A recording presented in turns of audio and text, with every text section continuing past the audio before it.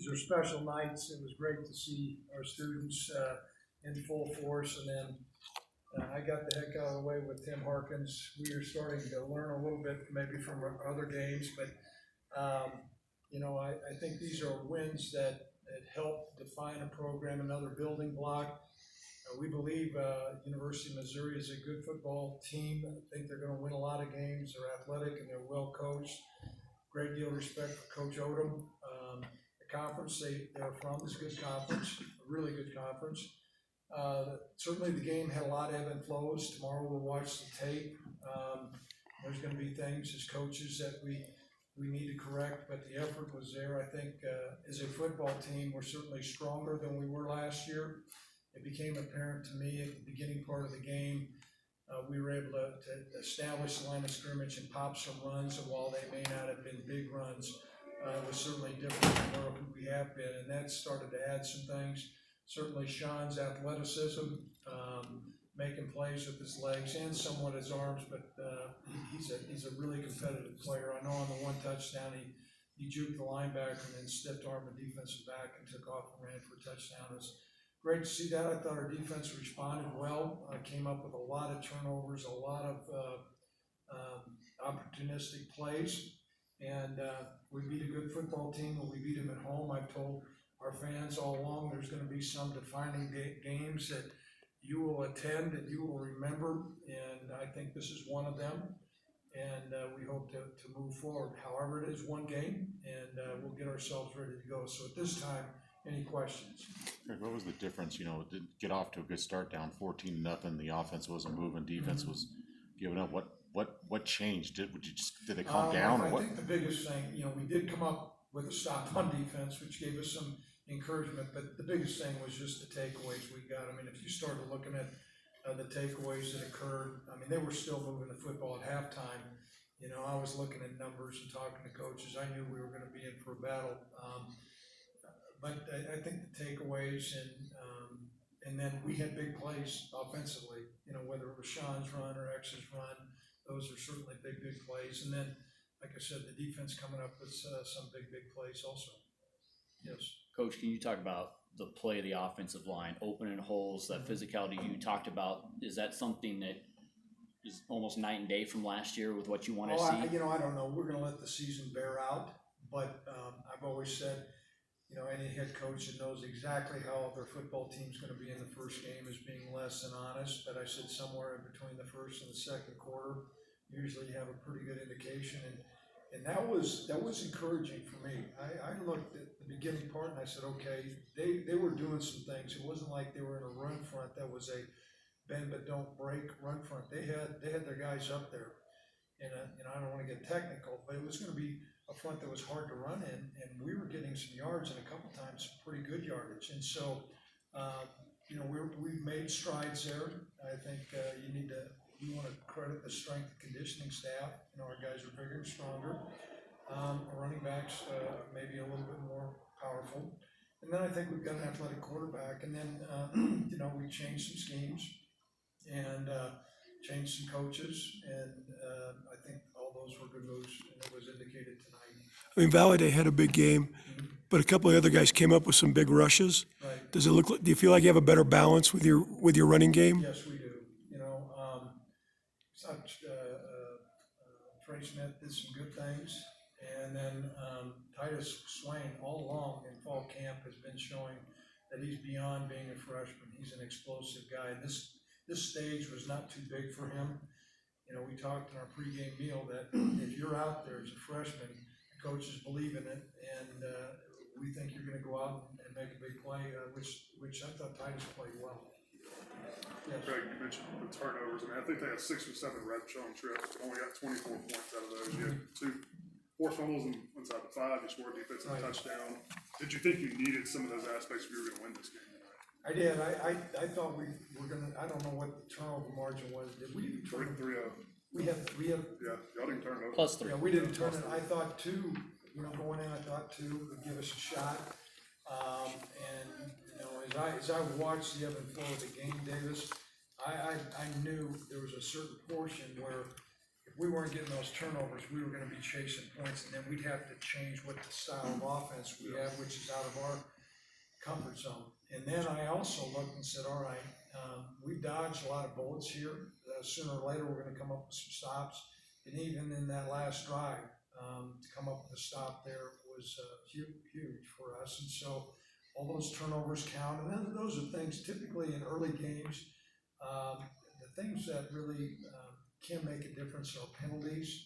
I thought we were fairly clean. There was a couple things we were disappointed. We had a substitution error, a couple other things, but I thought we were pretty clean on penalties tonight. And then, you know, the other thing, we took care of the football. We took care of the football, and we took the ball away from them, and that made a big difference. It was a little disappointing Yes. late in the game where, you know, they're rallying, you just, you know, it's third and short and you couldn't get a couple of those first downs, whether it was with the run or the pass.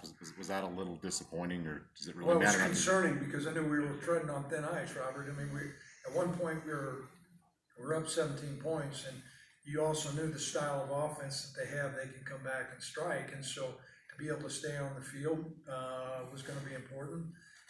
You know, we had one poor punt, and I thought Ryan came up with another great punt, which is a credit to him. You know, he really drilled one and put him, I think, down. It was deep in their territory. I believe we came up with some points off of that punt. And so between the field position on the punting game and our defense, but yeah, those are things that, you know, we'll watch.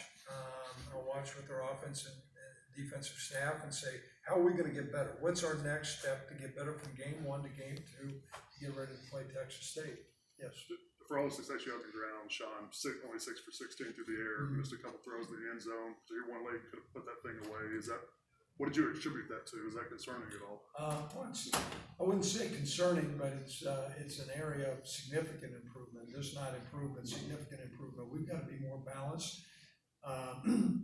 We knew all along that he could make plays with his legs, and that's what he did last year. And we had the playbook open more. Some things he executed okay, but there's going to be certain things that he's got to improve. But what's great is we beat an SEC team, I think a good SEC team, and we didn't play our best football. How proud are you of the resolve of this young group to go down not only 14, but have Chambers misfire there in the end zone and miss Harshman wide open, and they still kept going? Yeah, I'm glad you're bringing all that up. You know, that's all part of a culture. And we've talked about that, and I think sometimes those words are overused, but that's part of a foundation where you don't have, okay, you're not playing your best, don't press, keep believing, keep on encouraging, don't get negative. Maybe have to change some of your game plan a little bit, but stay in the fight. And, you know, I did think when we were down 14-0, when we came up with a couple stops, then, okay, now we settled down, now we're going to get a couple drives, now we scored, and we came up with a couple big plays, and then at halftime you went. And we mentioned to our football team saying, okay, take this game in the fourth quarter and see how teams respond. Because when it's that competitive and things are going to get decided, then you find out about the resolve of your football team. And, you know, there was things that we can do to maybe have put the game away, but we got to work on that. We didn't do that. Certainly things defensively we got to improve on. But to come up with a great stop on the fourth down play and get some pressure was great. You mentioned kind of a program-defining victory. I mean, I know in 2016 when you beat Boise here, that maybe was the most defining one to this point. Would you agree with that, or was this one the most defining one? You know, it's hard to say because there's all steps that you come into play. You know, this is for me personally, Robert, there's a long history that I have with the University of Minnesota, not Minnesota, but Missouri. Simply because knowing what type of program they have, and then knowing Coach Odom, and then also seeing what they've done a couple of years ago. I mean, they were vying for the national championship, so we beat a valid SEC team at home, and our fans had a chance to embrace it and see it. And those are the things we've kind of been waiting on. Everybody talks, okay, Coach, when are we going to win a Power 5 game? Well, we did, and it was a great win, and we not only won it, but we won it at home. And I think those are things that our state can celebrate. Yes. What does it say that your quarterback only throws for 92 yards, but you're still able to just completely dominate? Well, I don't know if we dominated, but I think what it does show is he's got ability to make plays and to improvise. And that's an encouraging thing because those are things sometimes that you cannot coach. Coach Vegan is a remarkable quarterback coach and offensive coordinator, and we'll work on those other things. So the ceiling's high. We'll watch that tape tomorrow. We're certainly gonna love a lot of things we did, but then, it'll be kind of, back to work and say, we gotta improve on these things. So I think the future is bright. We have to recognize that Sean played 4 games last year, and he's still a young quarterback. He's got a lot of football ahead of him. Our football team believes in him as a quarterback, and we appreciate his competitive nature and his playmaking ability. Have you seen a happier locker room in your life than what's going on in there? Oh, yeah, they're throwing, we need more of that. You know what, we need to sing ragtime more, and we need to have more of those celebrations, and those are also parts of building blocks. I mentioned to Tom Berman, what we're striving to do here is stay away from the heavy ebbs and flows, to establish a really good football program to where people come to the game and they look either on TV or in the stands and go, you know what, the Cowboys are just better. They're just better. And I don't know if we're to that point, but we won a big game tonight. Like, how's injuries? Any news on, did you get any news on injuries, or did you come out okay as far as you know? We had a lot of guys cramp up, but I was not informed that anybody was done. Greg, you mentioned the Power 5. Getting over that hurdle, you guys have obviously had a bunch of teams come in here, not never win it, you win this one. Where does this win rank for you? You know what, I'm gonna reserve judgment for a couple days. I'm gonna sidestep that question. This is another step though. This is a quality opponent that's from a really good conference that is well coached, that's well stocked with athletes, and we beat. And so I think it's a big, big game for us. Big win. Did they throw water on you? In there? They're throwing water everywhere. Some of them went over my head, yes. You talked just a little bit about the crazy end of that first half. They had 2 long drives. Yep.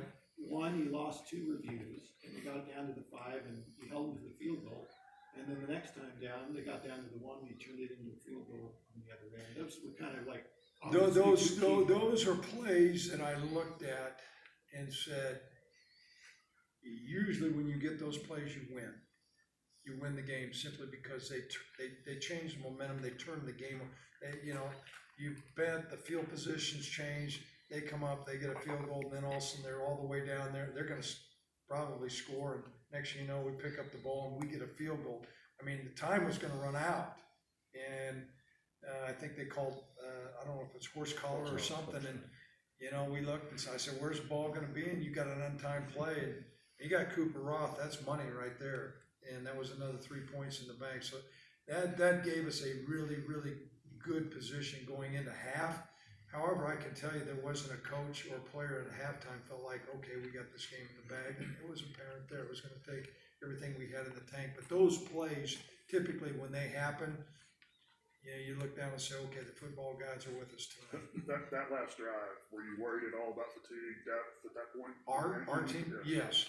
I mean, if you were taking note, I don't know how many cramped up guys you had, and that's what they do, and they're a well-stocked, they got good athletes that are heavily recruited, and so the disparity sometimes between depth and programs becomes apparent, and we were in a pretty tenuous position, and so it was great for us to get a win.